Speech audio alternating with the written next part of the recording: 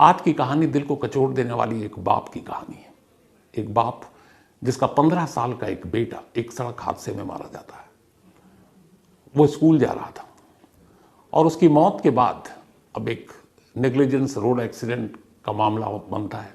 जो जिम्मेदार दोषी कार चालक है उसको पकड़ने की बात बनती है, हट जाने की बात बनती है।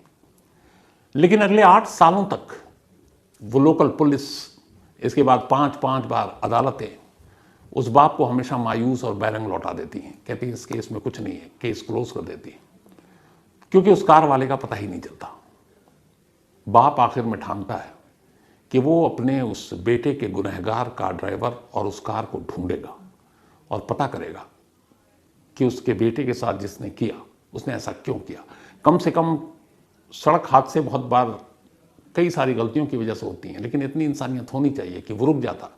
अगर उसकी कार से उसके बेटे को टक्कर लगी, वो उसको घायल उठाकर अस्पताल पहुंचा देता, पलट कर एक बार सॉरी बोल देता, लेकिन ये सब नहीं किया। तब उस बाप ने कहा कि मैं इस लड़ाई को लड़ूंगा। 8 साल तक वो बाप इस लड़ाई को लड़ता है और किस किस तरीके से लड़ता और कैसे जांच करता है, ये पूरी कहानी अपने आप में ये है। आईना दिखाती है समाज को, पुलिस को, अदालत को। ये बात है 5 जून 2015 की, 5 जून 2015, यानी कि 8 साल पुरानी। 5 जून 2015 को गुरुग्राम, जो पहले गुड़गांव था, उसके सेक्टर 55 में एक स्कूल था। उस स्कूल में अमित नाम का एक लड़का 10वीं क्लास में पढ़ रहा था। अमित के पिता जितेंद्र चौबे अपने बेटे को स्कूल ड्रॉप करने के लिए जा रहे थे। उन्हें फिर वहां से अपना ऑफिस चले जाना था। अचानक एक तेज रफ्तार कार आई और उसने अमित को टक्कर मार दी। अमित सड़क पर गिर पड़ा, लहूलुहान था। कार वाले ने पलट कर देखने की जहमत नहीं उठाई कि उसकी कार से एक इंसान टकराया, जिंदा है, मर गया, घायल है, देख लूं, अस्पताल पहुंचा दूं। वो भाग गया। अब बाकी लोग आए मदद की। उन लोगों ने अमित को उठाकर अस्पताल पहुंचाया। अमित दम तोड़ चुका था। अब मौके पर कार वाला तो भाग गया। 2 चीजें सड़क पर पड़ी रह गई। एक, उस कार का आधा नंबर प्लेट जिस पर लिखा था 2690। अब इससे पहले के DLC या फिर आप गुरुग्राम के, हरियाणा के हैं तो HR वाला प्लेट, वो गायब है। अब सिर्फ 2690। अब 2690 अलग अलग जो नंबर होते हैं, बहुत सारे कार के भी हो सकते हैं। किसी का DL414 हो, किसी का DL13 हो, तो भी 2690 नंबर हो सकता है आखिरी के। ये रिपीटेड नंबर होते हैं। तो एक ही आधा अधूरा नंबर प्लेट मिला 2690, और एक मिला एक के टूटा हुआ रियर व्यू आगे का, ड्राइवर की सीट का, जहां पे ड्राइवर बैठता है, तो उसका टूटा हुआ वो रिवर व्यू मिरर मिला जो सड़क पे गिरा हुआ था। बेबस बाप ने इन दोनों चीजों को उठाया। कुछ लोगों ने पुलिस को खबर दी, पुलिस पहुंच गई। उसके बाद बाप पुलिस स्टेशन पहुंचा। बेटे की मौत हो गई थी, थोड़ा संभला। फिर पुलिस के पास जाकर उसने ये दोनों चीजें दी और कहा कि कार वालों का कुछ पता चला। पुलिस ने कहा नहीं। इत्तेफाक से वहां पे कोई CCTV कैमरा नहीं था। बाप ने कहा ये 2 सुराग हैं, शायद इस सुराग के जरिए आप उस कार तक पहुंच सकते हैं। पुलिस वालों ने पहले ही कह दिया बेमन से कि आधे अधूरे नंबर 2690, हजारों इस नंबर की गाड़ियां होंगी, कैसे पकड़ूं? आप जो इस टूटे हुए मिरर जो है को लेकर आए हैं, इसके जरिए कहां किसी कार वाले का पता चल सकता है? बाप कह रहा है कि आप कोशिश तो कीजिए। पुलिस कह रही है नहीं, कुछ नहीं हो सकता। फिर भी हम कोशिश करते हैं। वो झूठी दिलासा देते रहे। महीना बीतता गया। एक रोज अचानक बाप को पता चला कि पुलिस ने बिना उन्हें बताए हुए इस केस को क्लोज कर दिया और कोर्ट में क्लोजिंग रिपोर्ट डाल दी। जब ये जितेंद्र चौबे को पता चला, उन्हें बड़ा धक्का लगा कि एक तो पुलिस ने जांच नहीं की, ऊपर से उनको अंधेरे में रखा और जाकर कोर्ट में क्लोजर रिपोर्ट दाखिल कर दी। वो पुलिस स्टेशन गए। काफी उन्होंने पुलिस वालों से एक तरह से बहस की। पुलिस वालों ने कहा कि देखिए इसमें कोई सबूत नहीं है, कोई गवाह नहीं है, कोई कैमरा नहीं है। और उन्होंने वो जो दोनों सामान थे वो भी बोला कि ये देखिए इससे कुछ नहीं है। 26 नंबर जो था 2690 और एक जो इनका टूटा हुआ रियर व्यू मिरर था, कायदे से केस प्रॉपर्टी है, ये दोनों बाप को ही दे दिया। कहा हमसे तो नहीं हुआ, आप ढूंढ लीजिए। बड़ा अफसोस हुआ पुलिस के इस रवैये पर, लेकिन जितेंद्र चौबे ने कहा कि चलो मैं कोशिश करूंगा। अब एक कार ने उनके बेटे को मारा। कार का नंबर पता नहीं, आधा नंबर उनके पास है, एक टूटा हुआ रियर व्यू मिरर है, उस मिरर पर कुछ नंबर लिखे हैं। उन्होंने कहा कि अब मैं कोशिश करूंगा। अब यहां से उस बाप की इस लड़ाई की कहानी शुरू होती है और इस कहानी में एक सबक है। कि जो इस बाप ने किया अगर उन पुलिस वालों ने किया होता तो वो कार वाला कार के मालिक के साथ उसी वक्त पकड़ा जाता। लेकिन वही है, केस की बात होती है। बाप के पास सबूत के नाम पर दो चीज थे। अब उन दो चीजों के जरिए उन्हें लाखों गाड़ियों में से एक कार को ढूंढना था जिसने उसके बेटे को मारा था। साइड मिरर जो टूटा हुआ मिला था सड़क पर, उस पर एक नंबर लिखा हुआ था। आप देखेंगे हर मिरर पर एक नंबर लिखा होता है। अब जो गाड़ी का नंबर प्लेट था 2690, उससे अभी कुछ फायदा होना नहीं था। फादर ने कहा कि सारा फोकस इस साइड मिरर व्यू के इस नंबर पर करते हैं और इसके जरिए कोशिश करते हैं उस कार तक पहुंचने की।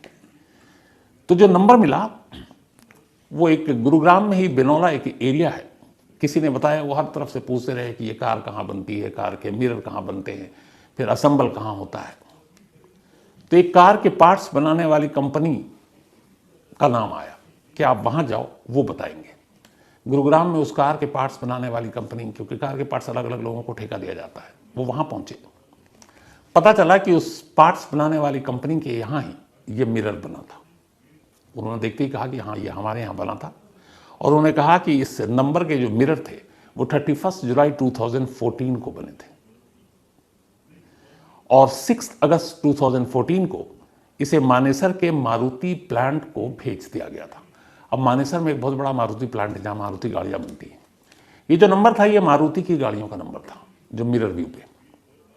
पार्ट्स बनाने वाली कंपनी मारुति के साथ उनका कॉन्ट्रैक्ट था, तो वो मिरर सप्लाई किया करते थे। तो उन्होंने कहा कि हमने बनाया था 31 जुलाई को, उसके बाद हमने 6 अगस्त को ऐसे सैकड़ों मिरर के साथ ये मिरर भी इस नंबर के जो मानेसर मारुति प्लांट है वहाँ भेज दिया। अब पहली कामयाबी मिली, बाप को उम्मीद की रोशनी दिखाई दी। अब वो मानेसर प्लांट पहुँच गए। जब मानेसर प्लांट पहुँच गए तो वहाँ जाने के बाद अब पूछा तो वो पहले तो उन्होंने कहा कि देखिए इस नंबर के जरिए हम आपको कार का नंबर तो बता ही नहीं सकते क्योंकि वो आरटीओ देता है। दूसरा जो चेसिस नंबर होता है कार का, चेसिस नंबर के ही थ्रू बाकी सारी चीज़ें पता चलती हैं। तो चेसिस नंबर पता चल सकता है इस मिरर के नंबर के थ्रू। तो उन्होंने कहा कि ठीक है, हम इस नंबर के थ्रू चेसिस नंबर कार का पता करते हैं कि किस चेसिस नंबर पर ये कार मिला था, क्योंकि वो उनकी पूरी लिस्ट बनती है जब एक नई कार तैयार होती है। तो मिरर व्यू जिस कार में लगा उस कार का चेसिस नंबर भी उस फाइल पे लिखा था। बाप ने अपनी दर्द भरी कहानी बताई। कार कंपनी ने कहा हम आपकी मदद करेंगे, अच्छे लोग थे। उन्होंने अब उस लॉट को निकालना शुरू किया जिसमें ये मिरर लगा था। अब ऐसे ना मालूम कितने चेसिस नंबर थे, हजारों लाखों। उन्होंने उनको ढूंढना शुरू किया।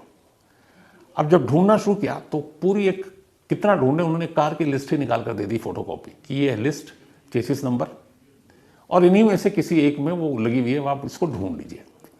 अब जिसमें एक कार का मिरर लगा हुआ था। तो अब लिस्ट लेकर वो आ गए। जब लिस्ट लेकर आए तो अब उन्हें लगा कि चलो इसमें कार के चेसिस नंबर तो है इस नंबर के थ्रू, लेकिन आगे का मसला कैसे हल होगा। तो फिर उन्हें याद आया कि आधा अधूरा नंबर प्लेट उनके पास है 2690, पहले का नंबर है नहीं।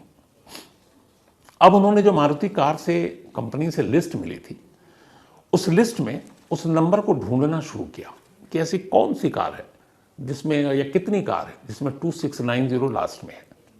बहुत सारे ऐसे कार के नंबर मिल गए 2690। तो उनमें से अब उन्होंने कहा कि हम शॉर्टलिस्ट करते हैं। तो कुछ नंबर को शॉर्टलिस्ट किया तो उसमें से एक चेसिस नंबर मिल गया जो उस 2690 को अलॉट हुआ था। अब जब वो चेसिस नंबर मिला तो फिर ये पता चल गया कि 2690 के पहले का नंबर क्या था। वो HR करके उस चेसिस नंबर के थ्रू उस कार का पूरा नंबर मिल गया इनको। अब जब नंबर मिला तो भी ये कि अब कार किसको गई, किसने खरीदी, ये नंबर किसको अलॉट हुआ, आरटीओ से। अब आरटीओ दफ्तर जाना जरूरी था। अब बाप आरटीओ दफ्तर पहुंचता है। देखिए कहानी कहां से शुरू होती है। अब वो आरटीओ दफ्तर पहुंचा तो वहां जाने के बाद उसने ये चेसिस नंबर और सारी चीजें दी। जब आरटीओ में आपका गाड़ी रजिस्टर्ड होता है तो वहां जो भी नंबर आपको अलॉट होता है रजिस्ट्रेशन नंबर के अलावा हर गाड़ी का एक चेसिस नंबर जरूर दर्ज होता है। बाप ने वो चेसिस नंबर आरटीओ को दिया। आरटीओ ने चेसिस नंबर देखा और इसके बाद उसने आखिरी के 2690 नंबर देखे और फिर उस नंबर को देखकर उसने एक पता निकाला, एक नाम निकाला। पता चला कि ये कार गुरुग्राम के ही रहने वाले एक मिस्टर ज्ञानचंद को अलॉट किया गया था। उन्होंने ये कार खरीदी थी और ये नंबर उनको जारी किया गया था। कार का मॉडल था स्विफ्ट DVI। अब उन्होंने मारुति सुजुकी के जो मैनेजर थे उनसे बात की। उन्होंने कहा कि ये कार ज्ञानचंद तो है दी, बट वो जो एड्रेस था वो एड्रेस पे कोई था नहीं। तो उन्होंने कहा कि क्या ऐसा भी होता है कि एड्रेस बदलते हैं या बाद में बताया जाता है। तब उन्होंने उस काम को और हल्का किया। उन्होंने कहा गुरुग्राम में सेक्टर 34 में के शोरूम से ये कार बेची गई है। तो कहाँ पहले मिरर, फिर चेसिस नंबर, फिर आरटीओ, फिर वो डीलर, और उस डीलर के जाने के बाद अब उन्हें पता चला कि सेक्टर 34 में एक सर्विस सेंटर है मारुति का, वहाँ पे इस कार की पूरी डिटेल मिली। उसमें नंबर, बाकी सारी चीज़ें, आधार कार्ड, आजकल तो गाड़ी खरीदते हैं तो आपकी होता ही है। तो अब ये सारी चीज़ें आ गई। सारी चीज़ें लेने के बाद कार का पता चल चुका, जिसने 2015 में जितेंद्र चौबे की बेटी को कुचला था। लेकिन यहाँ तक उन्होंने अपनी 8 साल, इस सारी चीज़ों में 8 साल लगे। 8 साल के बाद कार का नंबर और कार का मालिक का नाम और उसका पता अब जितेंद्र चौबे के पास था। लेकिन एक चीज़ उनके पास नहीं थी, और वो थी अथॉरिटी। एक पुलिस के पास जो राइट होता है पकड़ने का, सम्मन भेजने का, और वो शख्स से उनका कांटेक्ट भी नहीं हो रहा था कि बातचीत हो। फिर वो पुलिस के पास गए। उन्होंने कहा देखिए, मैं इस टूटे हुए शीशे और आधे अधूरे नंबर के साथ इस कार के असली ओनर, कार का पूरा नंबर, उसका पता, ये सब ले आया हूं, अब आप कार्रवाई कीजिए। पुलिस ने देखा और उसने कहा कि अब पुराना केस हो गया, कहाँ 8 साल आप पीछे पड़े हुए हैं, इसमें वैसे भी क्या सज़ा होनी थी, आप सुकून से घर पे रहिए। और इधर घर का आलम यह है कि 15 साल के एक बेटे को खोकर माँ बीमार पड़ चुकी है। लाडला था माँ का, दिन रात घर का वही माहौल। बाप अपने बेटे की जुदाई के बाद अपनी बीवी की हालत देखकर और परेशान होता। उसे लगता कि कम से कम एक बार उस शख्स से तो मिल लूं जिसने मेरे बेटे को कुचला। माँ की सिर्फ एक ख्वाहिश थी कि एक बार वो शख्स मिले और उससे पूछूं कि तुमने अगर टक्कर मारी भी, अनजाने में मारी, तुम रुक तो सकते थे, तुम उसे अस्पताल तो पहुंचा सकते थे, तुम बाद में सॉरी तो बोल सकते थे, तुम्हारा भी परिवार होगा, बच्चे होंगे। माँ की सिर्फ इतनी आरजू थी। बीवी की इस आरजू और बाप की इस कोशिश सारी चीज़ें ले आए। लेकिन अब पुलिस उन सबूतों के आधार पर केस को रीओपन करने को तैयार नहीं। अब बाप के पास सिर्फ एक रास्ता बचा, कोर्ट का। अब बाप अदालत पहुंचता है और अदालत पहुंचने के बाद कहता है कि ये केस है, ये सारी चीज़ें हैं। कोर्ट कहती है कि नहीं, इसमें इतना आपने किया है, इसका ऑथेंटिकेशन क्या है, ये ज़रूरी है कि वो है, पुलिस जांच करे, पुलिस रिपोर्ट दे तो हम माने, लेकिन हम आपकी बात पे कैसे भरोसा करें। 17, 18, 19, 20, 21, 22 हर साल वो कोर्ट गए। 5 उनकी पिटीशन को कोर्ट ने खारिज कर दिया। हार नहीं माने, हर बार नई पिटीशन लेके पहुंच जाते। आखिरकार 2023 आ गया, जो अभी चल रहा है। 2023 में गए, फिर उन्होंने सबूत दिया, वकील ने ढंग से रखा केस को। तब कोर्ट को समझ में आया कि एक आम आदमी, एक कॉमन मैन कैसे अपने बेटे के लिए इंसाफ की लड़ाई लड़ रहा है, कहाँ कहाँ उसने ठोकरें खाई, कैसे कैसे उसने सबूत इकट्ठा किया, और सबूतों की पुलिस ने अनदेखी की, दोबारा रीओपन केस को नहीं किया। अदालत ने भी अपने लेवल पे गलती की, पुलिस को आदेश नहीं दिया, हुक्म नहीं दिया। तब 5वीं बार जाकर अदालत की आंखें खुली। 2023 में कोर्ट ने गुरुग्राम पुलिस को ऑर्डर दिया कि इस केस को रीओपन करो, उस शख्स को पकड़ो और उसके खिलाफ जो भी कानूनी कार्रवाई वो करो। इसी के बाद सेक्टर 56 थाने में गुरुग्राम के 2023 में एफआईआर दर्ज हुई। एफआईआर दर्ज होने के बाद पुलिस ने मामले की जांच की, चार्जशीट तैयार हुई और अदालत के कहने पे ये कि आप इस केस को मतलब आगे बढ़ाइए। केस दर्ज हो गया, चार्जशीट तैयार हुई, लेकिन बाप का कहना यह है कि अभी भी वो जो शख्स है जो उनके बेटे का कातिल है एक तरह से, चाहे जाने में अनजाने में, ज्ञानचंद, उससे मुलाकात नहीं हुई। हालांकि कोर्ट ने कहा है कि इसको करने के बाद पूरा हर्जाना दिया जाए जो भी कानून के तहत आता है। तो पता चला कि वो जो शख्स था ज्ञानचंद सगर, हरियाणा के बादशाहपुर में। इन्होंने उनसे बात करने की भी कई बार कोशिश की कि सिर्फ एक बार बात कर लें, एक बार बीवी के सामने उसको लाकर खड़ा कर दें, वो माफ़ी मांग गए, लेकिन वो हुआ नहीं। अब फिलहाल इस केस में ये है कि पुलिस ने चार्जशीट दाखिल कर दी है, गिरफ्तारी अब भी नहीं हुई है। लेकिन बाप का कहना है कि इस केस को अंजाम तक पहुंचाने से पहले वो हारेंगे नहीं। यहां तक ले आए तो उम्मीद है कि इस केस को इसका मकाम ज़रूर मिलेगा। लेकिन इस कहानी से एक सबक मिलती है कि एक आम आदमी, एक कॉमन मैन अगर किसी चीज़ को ठान कर अगर इतनी तफ्तीश कर सकता है, तो जिसके पास इतने सारे अधिकार हैं, जिसके पास जो जनता की मतलब सेवक है, जनता के टैक्स से जिनकी सैलरी जाती है पुलिस को, वो अगर इस तरीके से काम करते तो क्या मुश्किल था इस केस को सुलझाने में। 2-3 दिन का काम था।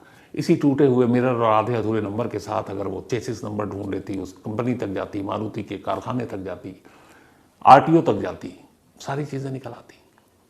लेकिन पुलिस को आईना दिखाया एक आम आदमी ने, एक मजबूर बेबस बाप ने, जिसने अपना एक जवान बेटा खोया था।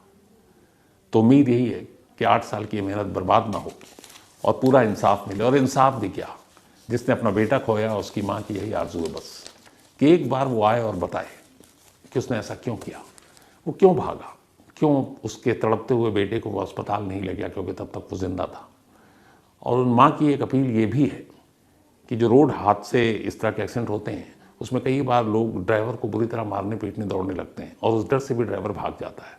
तो उनकी गुजारिश यही है कि कभी भी सड़क हादसा हो तो ड्राइवर को ना मारें, कोशिश करें कि सबसे पहले उसको अस्पताल पहुंचाया जाए, क्योंकि ड्राइवर के दिल में जब तक ये खौफ रहेगा वो मौके से भागेगा, और वो भागेगा और वो वक्त बड़ा कीमती और नाजुक होता है, उतनी देर में जान जा सकती है। लेकिन हाँ, वो एक बार उससे पूछना चाहती हैं कि वो कभी पलटकर सामने क्यों नहीं आया, कभी माफ़ी क्यों नहीं मांगी। तो ये थी एक बेबस बाप की 8 साल की लड़ाई की कहानी।